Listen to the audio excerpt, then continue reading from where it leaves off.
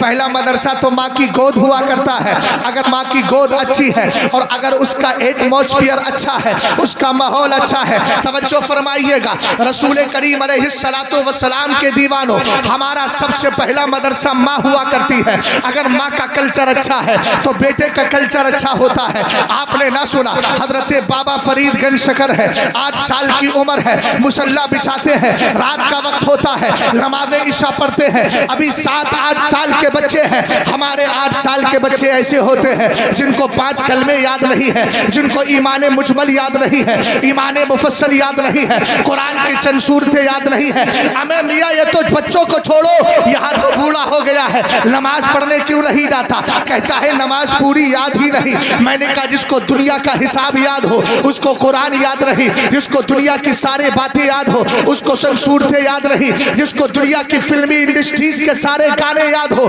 उसका हाल ये है कि उसको अल्लाह के मुकद्दस कुरान की चंद सूरतें याद रही है, दुआए कुनूत याद रही है, नमाज जनाजा हो रही है। ये जनाब बाहर खड़े हैं, लिबास बता रहा है अच्छे घर के हैं, चाल ढाल बता रही है अच्छे घर के हैं, 20-40 हज़ार का मोबाइल बताता है, जनाब बड़े घर से ताल्लुक रखते हैं। मैंने कहा प्यारे, माल की बुनियाद पर कोई बड़ा नहीं होता, अगर होता है तो मुस्तफ़ा के कुरान की बुनियाद पर हुआ करता है, इल्म की बुनियाद पर हुआ करता है, दीनी तालीम की बुनियाद पर हुआ करता है। आप ये देखें, ये बच्चे बैठे हुए हैं, यहाँ बड़े बड़े मालदार भी बैठे होंगे, उम्र दराज भी बैठे हैं, हाजी काजी भी बैठे हैं, मगर याद रखिएगा तुम्हारे मर्तबे अपने जगह होंगे, एक हाफिज़े कुरान के मर्तबे को तुम नहीं पहुंच सकते। इसलिए कि कुरान ने किसी दुनियावी किताब को, हाफिज़े कुरान ने किसी दुनियावी किताब को महफूज नहीं किया है, उस कुरान को महफूज किया है। जहां कुरान चला जाता है जिस्मों को भी महफूज कर देता है, अकीदे को भी महफूज कर दिया करता है। तवज्जो फरमाइएगा, एक पैगाम देना चाह रहा हूं। पैगाम ये है, मेरे सरकार फरमाते हैं ये मदरसे पैगाम देने ही के लिए है।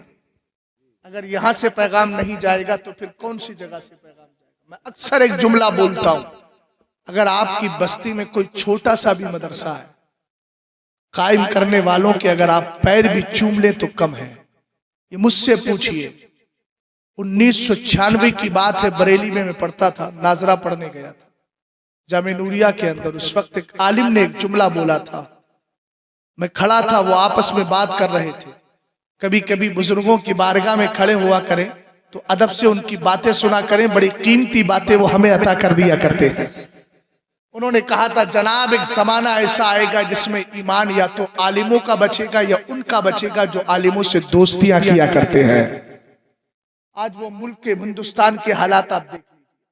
पैगाम लेकर के जाइएगा। सरकार फरमाते हैं रब का एक फरिश्ता है, फरिश्ते बेशुमार हैं मगर ये फरिश्ता बड़ा अजीबो गरीब।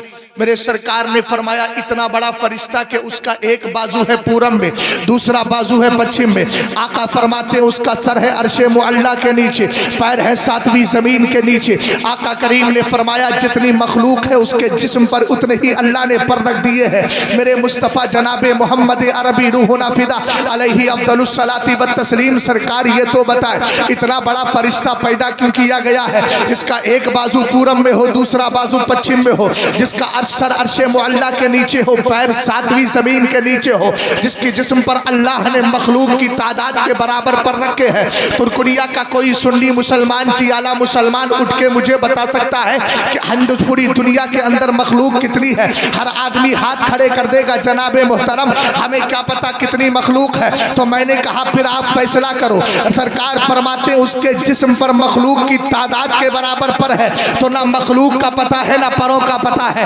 अब अगला जुमला सुनिएगा, सरकार ये फरिश्ता पैदा क्यों किया गया? फरमाया फइदा सल्ला रजुलन अबिमरातुम मिन उम्मती अलैया अमरहुल्लाहु तबारक व तआला अयगमसा नफ्सहु फी बहरिन मिन नूरिन तहतल अर्शी फयनगमिसु फी सुम्मा यखरुजु व यनफुजु जनाहि फयक्तुरु मिन कुल्ली रीशतिन कतरा फयखलुकुल्लाहु तबारक व तआला मिन कुल्ली कतरतिन मलकन यस्तगफिरु लहु इला यौमिल क़ियामा। मेरे सरकार फरमाते हैं, अब मेरी बहनें भी सुने और मेरी माएँ बहनें सब सुने, भाई भी सुने, चचा भी सुने, दादा भी सुने, जरा गौर से सुनिएगा इस बात को। हमारे घरों का कल्चर कितना کتنا خراب ہو گیا ہے، ہماری تہذیب کتنی بگڑ گئی ہے۔ یہ مدرسے اس لیے ہے کہ تمہارے کلچر کو سنبھالے، تمہاری تہذیب کو سنبھالے، تمہاری فکر کو سنبھالے، تمہاری تھیوری کو سنبھالے، تمہارے مزاج کو سنبھالے۔ اس لیے کہ یہ وہی مدرسے ہیں جہاں سے کل تک عبد القادر جیلانی جنم لیا کرتے تھے، صابر پاک کلیری نے جنم لیا ہے، بایزید بستامی نے جنم لیا ہے، جنید بغدادی نے جنم لیا ہے۔ اور اگر آگے بڑھوں تو یہ وہی مدرسے ہیں جس مدرسے سے ابو ہریرہ پڑھ کر کے فارغ ہوئے ہیں، ابو بکر صدیق اکبر نے فراغت حاصل کی ہے۔ یہ وہی مدرسہ ہے جس سے پڑھنے کے بعد میں میرے سرکار نے علی کے لیے کہا تھا انا مدینۃ العلم وعلی بابھا، میں علم کا شہر ہوں، علی اس کا دروازہ ہے۔ علی کسی یونیورسٹی کے پڑھے ہوئے نہیں ہے، مدرسہ صفہ کے پڑھے ہیں جس میں پڑھانے والا مصطفیٰ ہے، پڑھنے والا مولا کائنات۔ جس دن میرے پیارے مدرسوں کا وقار سمجھ جاؤ گے اس دن تم صرف بچوں کو کھانا نہیں کھلاؤ گے بلکہ بچوں کے ساتھ اپنے بچوں کو بھی بھیجو گے اور کہو گے ہمارے بچے بھی حافظ قرآن بناؤ۔ اس لیے کہ سرکار نے جب مدینہ چھوڑا تھا، مکہ چھوڑا تھا، مدینے پہنچے تھے تو میرے نبی نے سب سے پہلا کام کیا کیا تھا؟ گھر نہیں بنایا تھا، پہلے مصطفیٰ کا در بنایا، پہلے مصطفیٰ کریم نے در خدا بنایا، پھر در مصطفیٰ بنایا گیا۔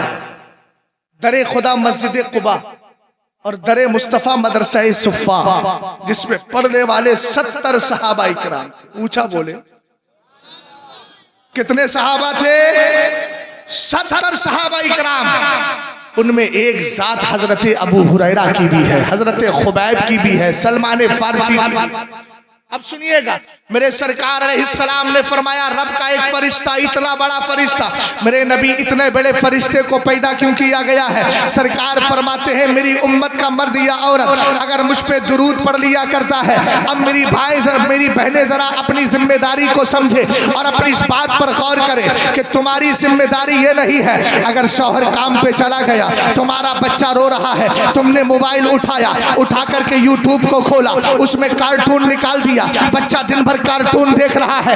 اب بتاؤ تو صحیح، جس نے زندگی میں کارٹون دیکھے ہو، قرآن کا چہرہ نہ دیکھا ہو، تہذیب و تمدن نہ سیکھا ہو، پارا نہ دیکھا ہو، پہلے دوسرے پارے کی تلاوت نہ کی ہو، کلموں کا چہرہ نہ دیکھا ہو، بتاؤ تو صحیح بڑے ہو کر کے وہ سدھرے گا کیسے؟ وہ تو بدتمیز ہو جائے گا، تمہارے خلاف بولے گا، اس لیے کہ تم نے بچے کو تہذیب ہی نہیں دی، تم نے کلچر ہی نہیں دیا۔ سرکار علیہ السلام کے دیوانوں توجہ فرمائیے گا، تمہیں اگر موبائل میں کچھ دکھانے کی عادت ہے تو میں بتاتا ہوں کیا دکھانا ہے۔ آپ کو یوٹیوب پہ نہیں جانا ہے، گوگل پہ جانا ہے اور جا کر کے اپنے بچوں کے لیے، اگر بچہ چھوٹا ہے تو الف باتا نکال لینا ہے، تاسا نکال لینا ہے، اس کے لیے چھوٹی چھوٹی دعائیں نکالنا ہے کہ جس کے ذریعے وائس ہوتی رہے، آواز آتی رہے، بچوں کو وہ سناؤ تاکہ بچپن سے تمہارے بچوں کے کانوں میں دنیا کا کوئی ترانہ نہ ہو، اگر ہو تو ترانہ مصطفیٰ ہو، قرآن کا ترانہ ہو، مصطفیٰ کا ترانہ ہو، شریعت کی باتیں اس کے کان سے ٹکرائے،